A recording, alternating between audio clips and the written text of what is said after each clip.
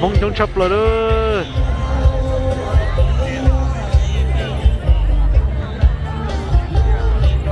bây giờ Fresno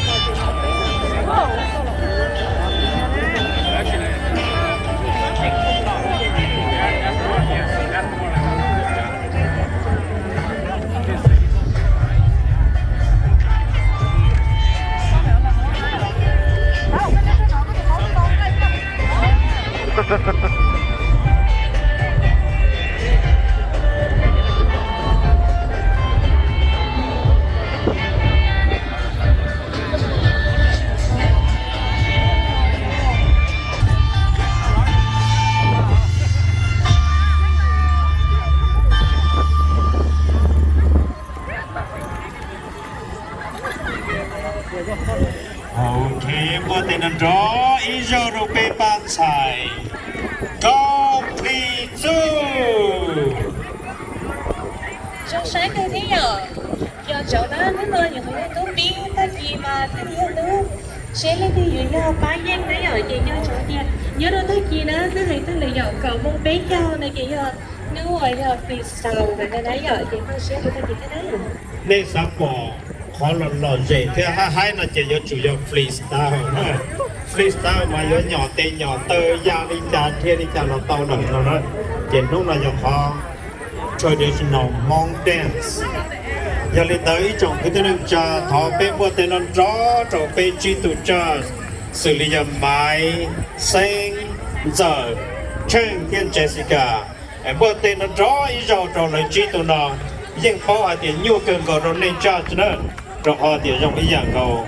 ba từ là ba kênh người ta để tháo ở châu trong này chi tụ cái chữ lâu của châu trong này châu cái ba để tháo chờ này sau đó một sau tàu để nên chi tụ chữ lâu. Thank you. Ôi nhìn đại đấy à, bé à chỉ có tờ cho dù là cho bé kể lời gì còn đây nó tiếc, nhưng chỗ này thứ tôi sẽ hỏi nó lời nó kề, họ mùi chùa ó bó thế cả cháu cho thế cho sai là thay bé mùi cho yêu chúng nó cờ, để thế thì bé lúc về sau nó mà xoay trong máy như là lời gì nó thế à, nhưng thằng đến tôi sẽ nói chỉ từ gì sẽ kề, lời hỏi thì lời tiền chỉ muốn cái bó bó này kề, chỉ muốn lấy cái sản phẩmของbé là thế. Không là ta chỉ của chính yêu mấy tông là của yêu sưu này ok, ta kỳ là bạn xem thì là thế được khi cho nên là ta chỉ của chính yêu mấy tông hóa của yêu sưu cái cho nên đấy giờ gì mà của yêu sưu thì nên chỗ điều gì cho không yêu sưu đây nên giờ còn cho bây giờ xài đơn cho giờ ta khá là sợ sệt thế nó ít liền nó thế rồi nên chỗ nó mở ta là hồi đây ta là